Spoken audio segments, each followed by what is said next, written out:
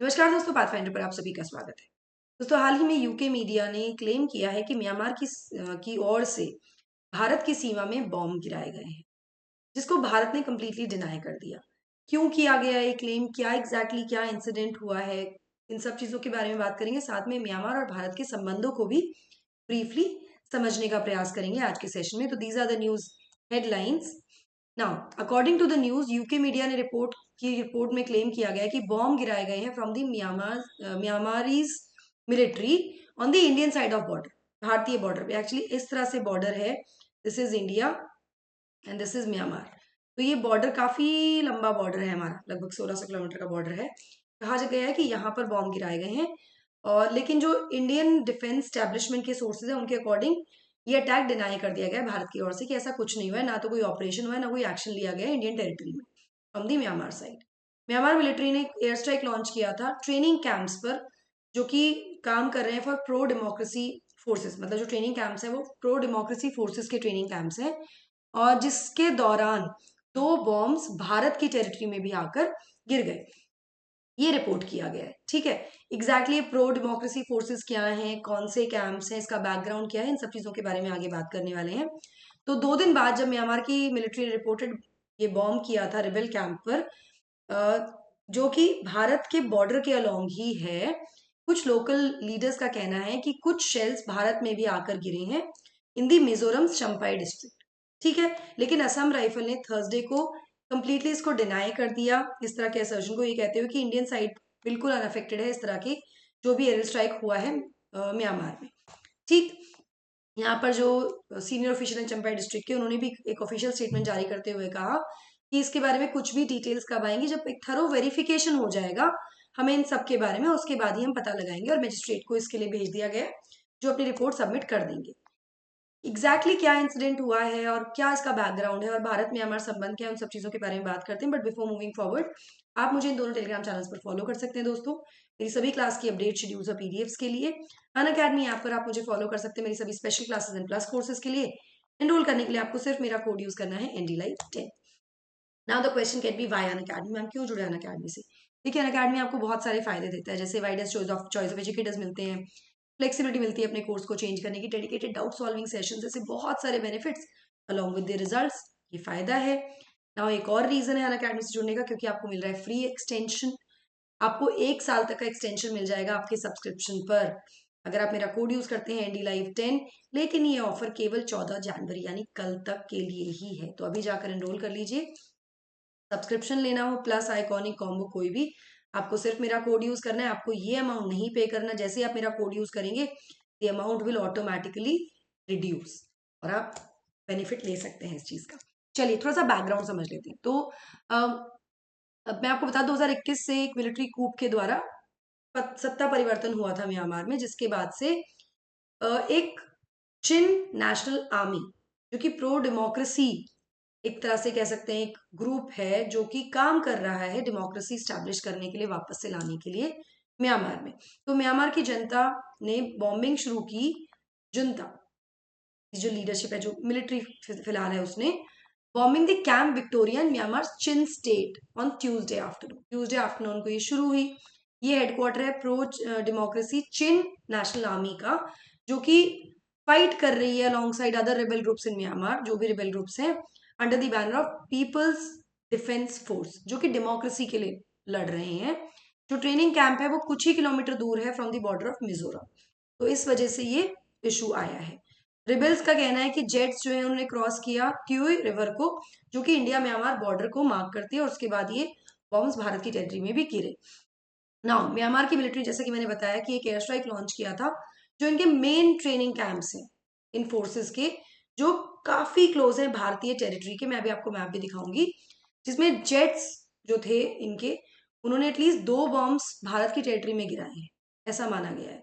2 locals ने कहा भी फरकवान विलेज के कि भाई ऐसा हुआ है, गिरे हैं बॉम्ब्स, लेकिन कोई हर्ट नहीं हुआ है।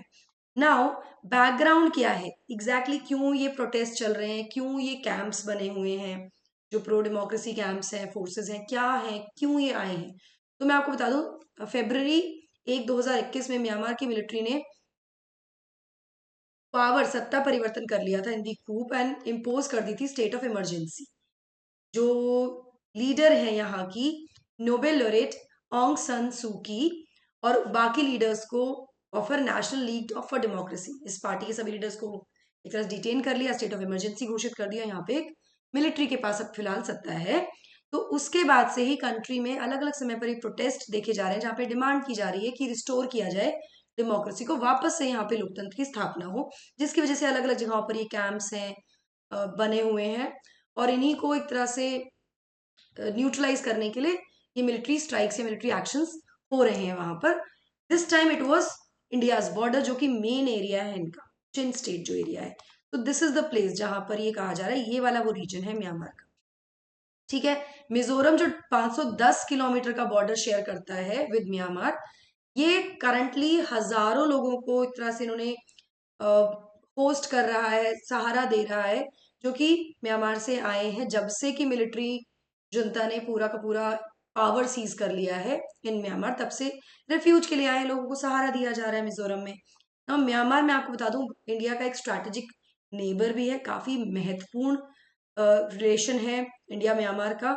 ना केवल इंडिया की अपने जो नॉर्थ ईस्टर्न स्टेट्स है वहां पे इंसर्जेंसी को कंट्रोल करने के लिए कि म्यांमार की फोर्सेस हेल्प करती हैं उसमें भी हमको, बट ऑल्सो हम जो हमारे क्लोज नेबर्स है ना, म्यांमार है, नेपाल है, भूटान है, इनके साथ हमारे संबंधों का अच्छा होना जरूरी है for the simple reason because हमारे पास एक और नेबर है चाइना, जो कि कोशिश करता रहता है, आप सभी जानते हैं मैं क्या बात कर रही हूँ यहाँ पर। तो इस संबंध में हमें जो हमारे ये बाकी नेबर्स हैं इनके साथ हमारे संबंध अच्छे होने आवश्यक हो ही जाते हैं, और अदरवाइज भी एक म्यूचुअल रिलेशन है जहां पर इंसर्जेंसी को भारत सपोर्ट करता है, इंसर्जेंसी को कर्ब करने के लिए भारत म्यांमार को सपोर्ट करता है, वहीं म्यांमार सपोर्ट करता है इंडिया को नॉर्थ ईस्टर्न राज्यों में इंसर्जेंसी को कंट्रोल करने के लिए, उसको एक तरह से दबाने के लिए। ठीक है ना, तो जो भी इस तरह के लोग आ जाते हैं एंटी इंडिया करने के लिए, जो नॉर्थ ईस्टर्न स्टेट्स में इस तरह के रिबेल ग्रुप्स हैं या फिर म्यांमार में जो हैं, तो एक दूसरे को सपोर्ट करते हैं, एक दूसरे की फोर्सेस इन चीजों को दबाने में, कंट्रोल करने में। ठीक है, तो काफी महत्वपूर्ण है। और साथ साथ 1640 किलोमीटर का लंबा बॉर्डर है with number of north eastern state, 4 राज्यों से मिलता है ये बॉर्डर। ठीक है, इनमें से नागालैंड और मणिपुर जो कि काफी ज्यादा मिलिटेंसी हिट एरियाज हैं, ये भी बॉर्डर शेयर करते हैं म्यांमार के साथ। तो म्यांमार की इंपॉर्टेंस क्या है भारत के लिए, क्यों आवश्यक है? देखिए, एक तो ये है कि म्यांमार जो है ना एक ब्रिज की तरह काम करता है बाकी साउथ ईस्ट एशियन नेशंस के और भारत के बीच में। ठीक है, ये एक रीजन हुआ, म्यांमार हुआ। म्यांमार के बाद हम जानते ही हैं यहाँ से नीचे जाकर या all the south eastern, Indonesia, Malaysia etcetera. Now India और म्यांमार जो शेयर करते हैं वो 1600 से ऊपर की बॉर्डर शेयर करते हैं। 4 राज्य, अरुणाचल प्रदेश, नागालैंड, मणिपुर, मिजोरम, इन 4 राज्यों से बॉर्डर शेयर हो रहा है, लैंड बाउंड्री शेयर हो रही है, और साथ साथ दोनों कंट्रीज मैरीटाइम बॉर्डर भी शेयर करती है coast of Bay of Bengal का। तो काफी महत्वपूर्ण रिलेशंस है यहाँ पर। भारत और म्यांमार ने एक फ्री मूवमेंट रेजिम मैकेनिज्म भी शुरू किया था, ये भी है हमारे बीच में, दोनों राज्यों में मैकेनिज्म को इंट्रोड्यूस किया गया था ताकि परमिट किया जा सके free movement of members of various tribal groups, क्योंकि बॉर्डर है, सीमा है, तो हो सकता है दोनों तरफ की जो ट्राइबल ग्रुप्स हैं वो आपस मूव कर सके दोनों नेशंस में विदाउट एनी वीजा रिक्वायरमेंट। लेकिन ये जो वीजा रिक्वायरमेंट या वीजा फ्री मूवमेंट है, ये केवल 16 किलोमीटर तक के दायरे में परमिट किया गया है अलोंग दी बॉर्डर्स। यहाँ अलग बात है कि कोई एक रिपोर्ट जो कि यूनियन होम मिनिस्टर के द्वारा लाई गई थी एक समय पर, उसमें पॉइंट आउट किया गया था इसके दुष्प्रभाव को। क्या क्या दुष्प्रभाव थे वो बात कर लेते हैं। तो रिपोर्ट में पॉइंट आउट किया गया था कि जो ये मैकेनिज्म है, जो कि मेजरली इंटरैक्शन के लिए, कल्चरल इंटरैक्शन के लिए या फिर थोड़ा बहुत ट्रेड के लिए इस्तेमाल किया जाना चाहिए था, इसको अलग तरह से और इसका मिसयूज किया जा रहा है बाय द इंसर्जेंट ग्रुप्स, जो भी इस तरह के प्रोटेस्टर्स होते हैं उनके द्वारा, जो स्मगल कर रहे हैं ह्यूमन बींग्स को, आर्म्स एमिनेशंस को, नार्कोटिक्स, जो भी साइकोट्रोपिक सब्सटेंसेज हैं, या फिर फेक इंडियन करेंसी नोट्स को भी, तो इसका मिसयूज भी होने लगा है। और मैं आपको बता दूं कि रिसेंट टाइम्स में जो गवर्नमेंट है म्यांमार की, उसने काफी ज्यादा कोऑपरेट किया है भारत के साथ to flush out the insurgents from their territory. हमारी टेरिटरी में जो भी मिलिटेंसी ग्रुप्स हैं, इंसर्जेंट्स हैं, उनको फ्लश आउट करने में भी म्यांमार हमारा हमेशा से एक समर्थन किया है म्यांमार ने, और भारत ने भी, म्यूचुअली दोनों ही राष्ट्र एक दूसरे को समर्थन करते हैं। और फिर एक चाइना के अगेंस्ट एक अलायंस होना भी आवश्यक हो जाता है ऐसी स्थिति में, नहीं तो चाइना और ज़्यादा सुपर पावर हो जाएगा, जो कि बहुत सारी जगह पर देखा भी गया है, जहाँ पर म्यांमार में इस तरह के ऑपरेशंस की वजह से कई बार ये कहा गया है कि इस पर सैंक्शन लग जाना चाहिए, यूएन में भी बात हुई है, लेकिन भारत उन सैंक्शंस को लेकर हमेशा मौन रहा है, चुप रहा है। तो अभी फिलहाल कुछ ऐसा कह नहीं सकते कि ये हुआ है, और ये इंटेंशनल तो बिल्कुल भी नहीं है, और इसकी वजह से ये भी श्योरिटी है कि एक तरह से कह सकते हैं कि कोई इफेक्ट, कोई प्रभाव नहीं पड़ेगा भारत म्यांमार संबंधों पर। चलिए, this is it about it guys. 12 जनवरी से बैचेस शुरू हो चुके हैं 2024 के लिए, वो आप एनरोल कर सकते हैं। लोन फैसिलिटी भी अवेलेबल है यहाँ पर, केवल 1999 में, 1999 रुपए में आपको टेस्ट सीरीज मिल रही है, जिसमें आपको 55 से ज्यादा टेस्ट मिल रहे हैं दोस्तों। एनडी लाइफ 10 कोड यूज करना है, to avail 10% discount also. Pre interview guidance program भी चल रहा है लास्ट में, उसको भी आप एनरोल कर सकते हैं। एक अन अकेडमी सेंटर खुल गया है यूपीएससी सीएससी के लिए और राजेंद्र नगर में। एडमिशन ओपन है 2024 के फाउंडेशन बैच के लिए, वो भी आप एनरोल कर सकते हैं with my code ND live 10। Enrol करने के लिए आपको सिर्फ ये कोड यूज करना है सभी बेनिफिट्स उठाने के लिए। I hope you like this session. Do not forget to like, share, and subscribe to the channel, and also hit the bell icon so that you get notifications about the latest. That's it from my side. Thank you so much. God bless. Take care.